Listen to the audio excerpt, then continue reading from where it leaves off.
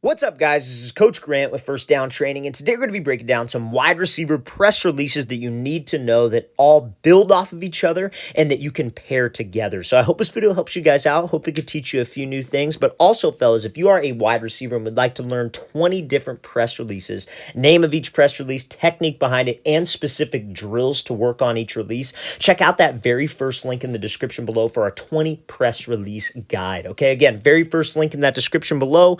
Let's get started with this video. So this video is done by request. So if you guys have any requests, videos you'd like to see, some topic that we would like to cover, fellas, again, don't hesitate. Leave that in the comment section below. We always appreciate the feedback. It's always good to hear from you guys. Now, this video is by request, and we was asked about how can we choose releases that look the same. What are some examples of releases that can keep the DB guessing, make the first release look exactly like the second release, and we do something entirely different? So the first one we're going to be talking about is a version of this slide release. So this is a goal line fade here from CeeDee Lamb, and he is using an example of a slide and go release. So let's play this full speed and then we'll break it down. So he comes off the ball, he slides, takes off to the outside, right? DB sits to the inside, he's able to get a step, and he's able to win on that goal line fade. So let's talk about it. Why does this work? How does this work? So a DB's inside leverage for a reason, right? He's taught to prevent the inside route, don't get beat on the slant, especially on the goal line, don't get beat on the post, the dig, etc., right? So he's trying to stop anything inside breaking, force us outside.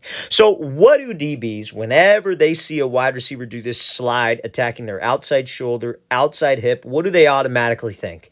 Oh, he's going to cut back inside and run this slant, right? But you see so many receivers do this type of release, like Justin Jefferson, Devontae Adams, Keenan Allen. They come off the ball, they slide, they're very patient. This DB sits, and then they just take them to the outside. Whether that's a deep fade, you could do this in the middle of the field, whether that's a goal line fade, whatever it is. But we're trying to make this DB think we are running a slant. And again, maybe you've used this same release on a slant before, but that slide and go sets up a lot of things, especially when you can win, even if you're not getting the ball. Because think about this, like obviously this is one-on-one, so CeeDee Lamb's getting the ball. But let's say we're running the ball to the left, and your job as a receiver is just to run this DB off. Get him out of the play, run as far as you can downfield, make sure that DB's not a factor in the run game, right? Maybe that's your job. Maybe you use a release like this because it's all about a mind game, fellas. Because again, when this DB's seen this slide and go before, he's felt your speed, you've beat him a couple times, then he starts thinking, and that's when we could get him to overreact. So now, let's look at this next release here.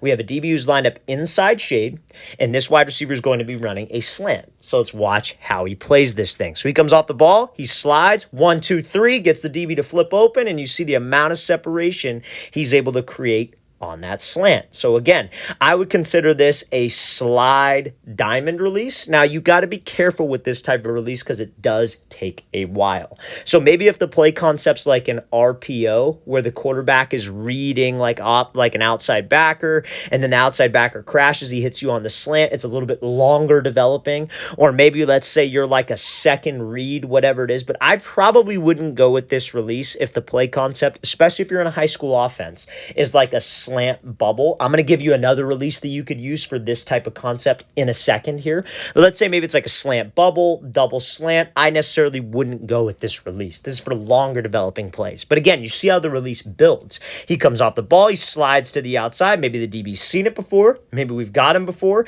And then he accelerates to the outside like he's doing that slide and go release. But he's doing it for 3 steps to do that diamond release. Slide, 1, 2, 3 looks the exact same all the way until the last point. We got the DB to open up his hips. We got him to open up the gate, and you see the amount of separation that we're able to get. Something that could have made this better, you guys, that when he slides, you don't want to attack this wide. I don't recommend leaving this kind of gap between you and the DB. What I recommend doing is trying to run as close to his outside shoulder and outside hip as possible. So when you do put on the brakes, if this DB would have played it a little bit well, all he would have to do is open up his hips and he would be running right into him. But if you're right next to him, you could take this inside arm and swat him by on the shoulder, swat him by on the hip, and cut under. That's what I recommend. But still, you see how the two releases build off of each other, you guys. And you see guys do this all the time.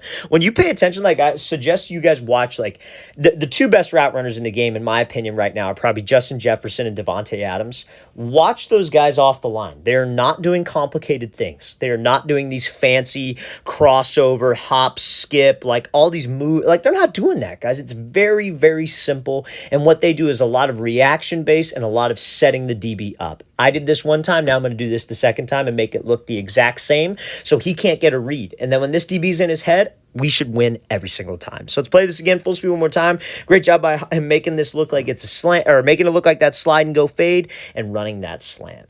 So this is a release here from a Miami wide receiver, this is at a University of Miami camp. This receiver is in the state of Florida, I believe South Florida. I want to say Broward County, but anyways, he's coming off the ball working a release. So he does this little like crossover release, gives a move, and then bursts up to the outside and runs a fade, right? Pretty good release, pretty simple release. Do you have to do it like this? Absolutely not. He does this like kind of fancy crossover plant 1-2 like so and gets the DB off the ball. Don't have to do that. You just have to attack the DB inside, right? Like he's inside leverage, right? Inside shade. You could honestly just give him like a crossover. You give him a little hesitation move into a crossover. This is by any means not the only release that you can use. But I just wanted you guys to see this because it builds into the next release. So he comes off the ball again, attacks him inside. The whole reason to do this is to run the fade. Make him think we're going slant to set us up space to the outside on the fade.